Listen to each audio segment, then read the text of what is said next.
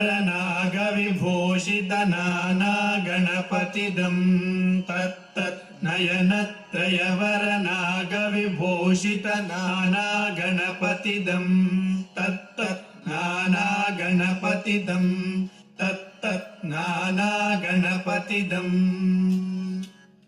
नयनत्रयवरनागविभूषितनानागणपतिदं तत्तत् नयनत्रयवरनागविभूषितनानागणपतिदं तत्तत् नानागणपतिदं तत्तत् नानागणपतिदं